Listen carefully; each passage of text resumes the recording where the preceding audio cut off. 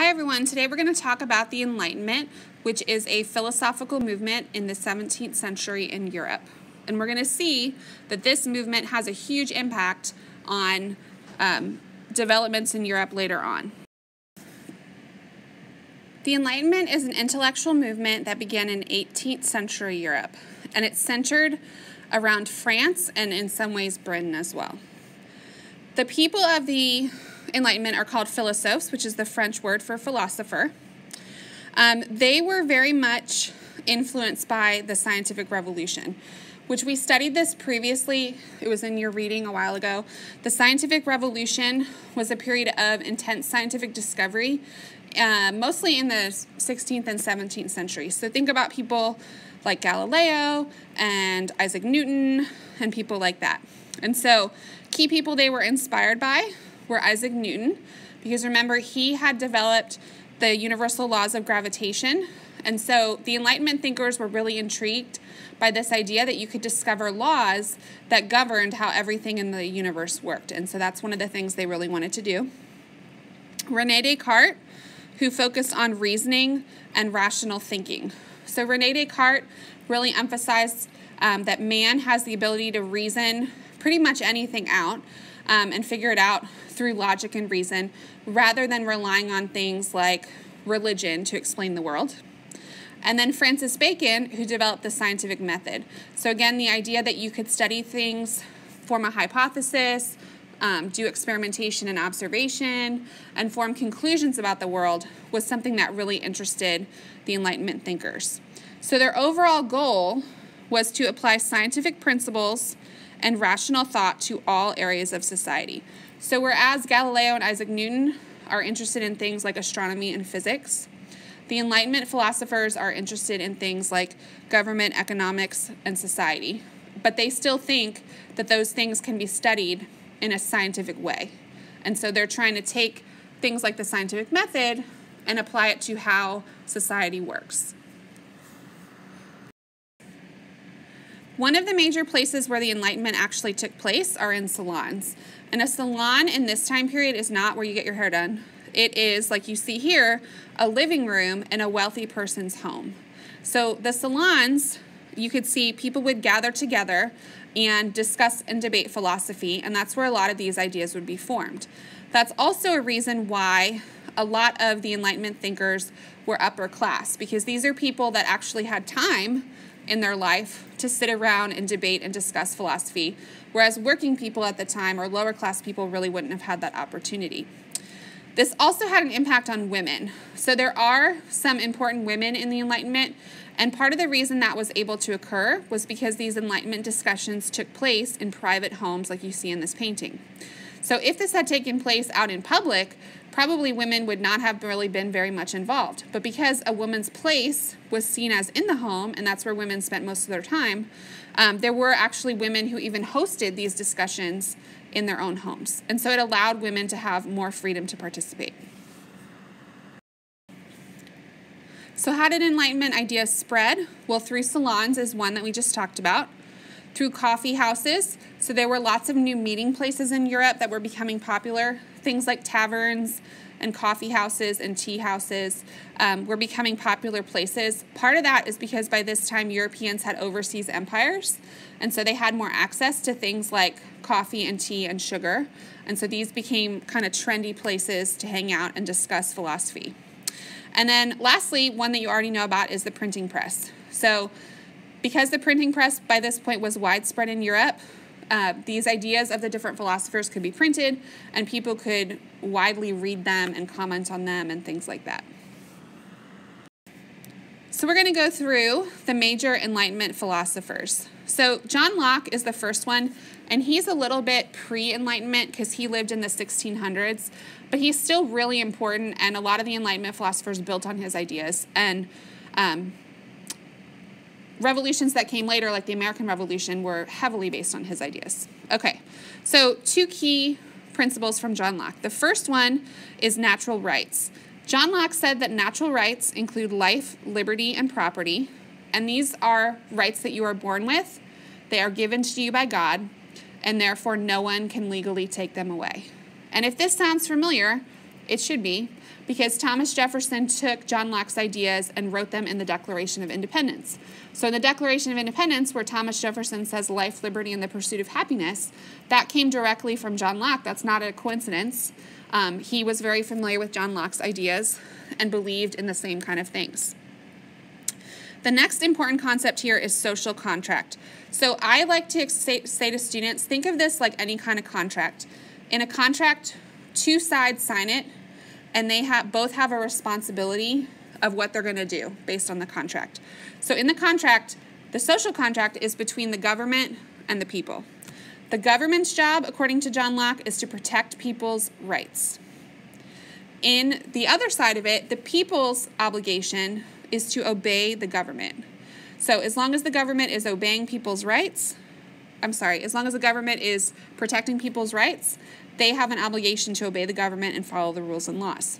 However, if the government does not protect people's rights and they are essentially breaking the contract, then the people have the right to rebel and overthrow the government. Voltaire is another important philosopher. He's from France. I have this quote here because I think it's just important to realize that even people like John Locke, it sounds like he would be in favor of democracy. A lot of these philosophers thought that having an absolute government was wrong, but they didn't necessarily believe that people should govern themselves. They thought, or that everyone should play a part in it. They thought that that should still be confined to the upper class. So this quote from Voltaire, human beings are very rarely worthy to govern themselves, really illustrates that. He also challenged the Catholic Church. In France, the Catholic Church dominated pretty much everything, which is where Voltaire was from, and they had very much restrictions on religion, and so he challenged the Catholic Church. He especially believed in a philosophy called deism. So deism is the belief that there is a God. God created the universe and set everything in motion, but then it just runs on its own. So one analogy is like God as a clockmaker, or any kind of machine. The idea is that God created everything, but that because the universe runs on natural laws, like say the laws of gravitation, it just runs on its own, and God doesn't interfere in people's daily lives. And so this is a philosophy that Voltaire and a lot of other Enlightenment thinkers believed in. And so he really urged more religious toleration, especially for different forms of Christianity within France. And then freedom of speech. Voltaire, a famous quote, "I disapprove of what you say, but I will defend to the death your right to say it." So he really believed that freedom of speech and open communication was really important. And in France, they didn't have that because they lived under an absolute monarchy. And so he was forced to flee from France for a lot of the statements that he made. And Voltaire is known for just being humorous in his writing and kind of poking fun at things, or expressing serious concepts in a more fun way. So here are some quotes from Voltaire, and you could just pause and talk about them if you'd like to. The next important philosopher is Baron de Montesquieu. He is also French. His important book is called The Spirit of Laws, and he tried to study governments and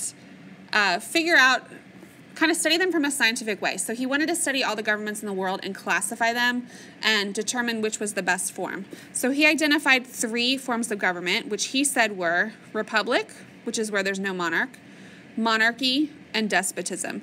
Despotism is like an absolute ruler or a tyrant. And so he said England had a pretty good government because they lived under a constitutional monarchy, but France, where he was from, lived under despotism or a tyrant, which was not so good.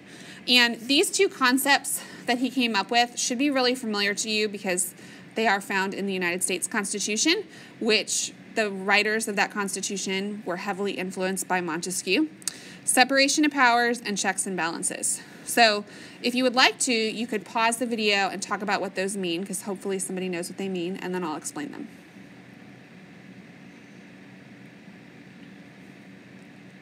So separation of powers is the idea that power is divided between 3 branches of government. So each branch of government in the United States, for example, the executive, legislative, and judicial, have their own powers that they're responsible for. And in the United States Constitution, it specifically says these are the things the executive branch does, these are the things the legislative branch does, etc.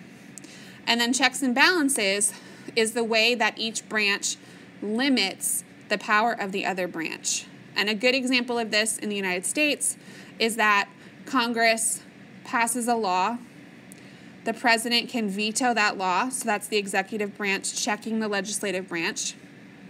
But if he vetoes the law and the Congress votes again and they pass it again with 2/3 majority, then they can override the veto. So again, checks and balances allows branches to limit the power of each other.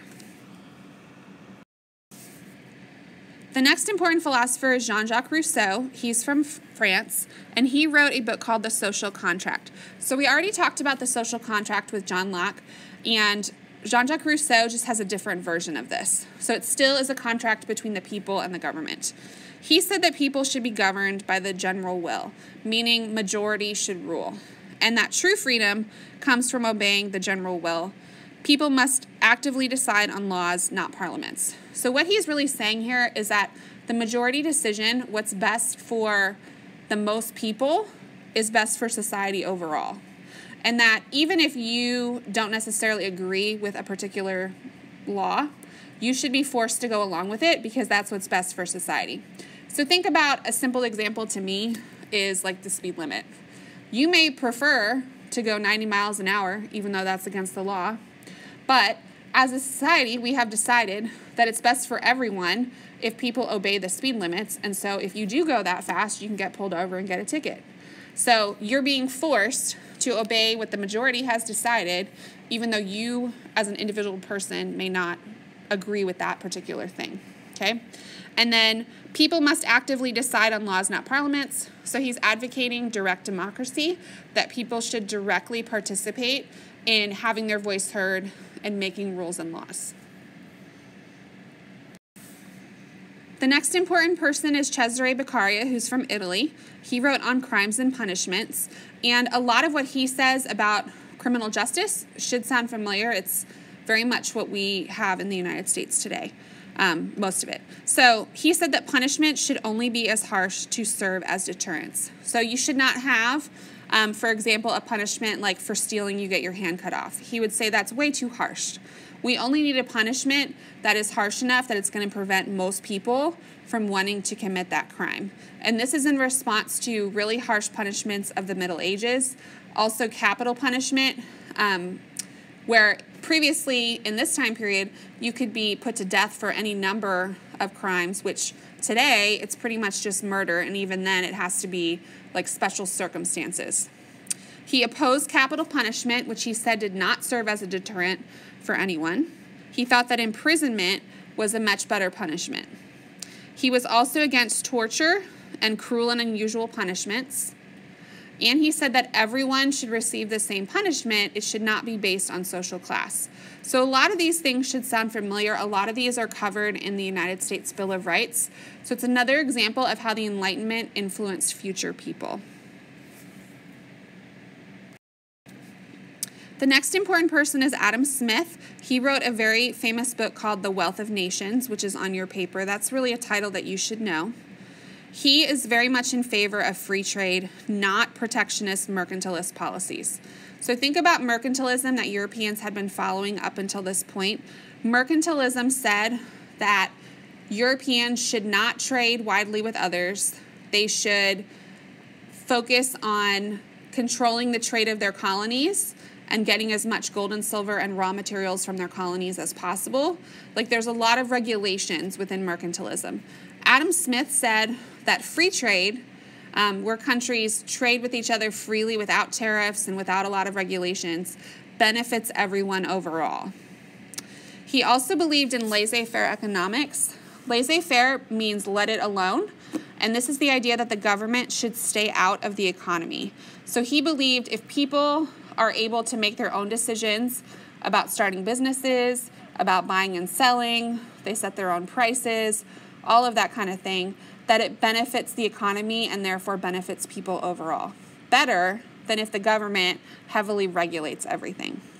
This also goes along with the concept of the invisible hand. The invisible hand meant that supply and demand should rule the economy. Supply and demand. So again, the government shouldn't be determining how much we produce or what the price is.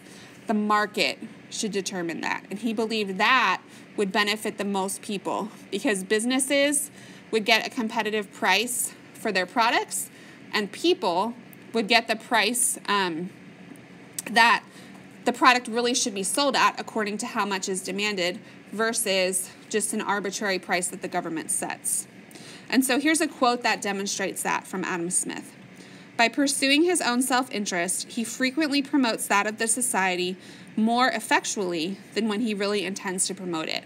So this is basically saying if we let business people do what's best for their business, that benefits society overall. So like if you're running a business and you're trying to make a profit, that benefits society because you're hiring workers, you're paying those workers a wage, those workers are using that money to go out and spend money and buy things from other businesses. So if we let people do their own thing economically, it benefits all of us. And then the last one we're going to look at is Mary Wollstonecraft, who was English. She wrote A Vindication of the Rights of Women. And so there's two main arguments in her book for women's rights. At this time, women were still considered inferior to men in the Western world, and so she's really writing against that. She said that Enlightenment philosophers believe that absolute power of monarchs is wrong. So most of these people are talking about some kind of representation, that is a better system than an absolute monarchy. And so she's saying if they're saying that a monarch should not have total control over the people, then it also would be wrong for men to have total or absolute control over women. And then the second argument is based on reason and rational thought. So she's saying that all of these Enlightenment philosophers are all about the ability to reason, and that's what makes man great. And she's saying that women have this same ability, and that in a lot of ways it hasn't been expressed by women because they traditionally have not had the same access to education. But because women have this ability, they should be treated equally.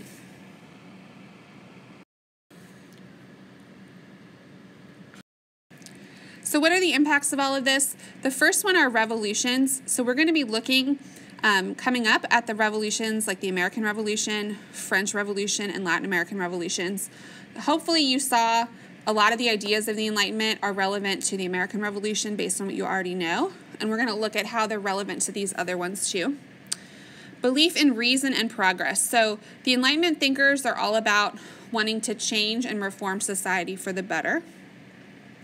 A more secular outlook. So the Enlightenment philosophers believe that people should use reason and philosophy to explain the world, not necessarily religion. And so they really, you saw we didn't really talk about Christianity and how that impacted the world very much. They're not really very interested in that. And it challenged traditional ideas and led to expanded rights. So here are some examples of that. Expansion of suffrage. So in the centuries coming up in the Western world, more people are going to be able to vote. In this time period, in the 1700s or 1800s, slavery was abolished in most places in the Western world, and serfdom ended. So we extended more rights to people. And overall, there's less absolute monarchy. So we'll see that like when we study the French Revolution coming up. This is the official College Board definition of the Enlightenment from what AP basically says you need to know about the Enlightenment.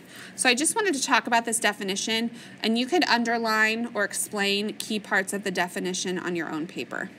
So the Enlightenment philosophers applied new ways of understanding the natural world to human relationships.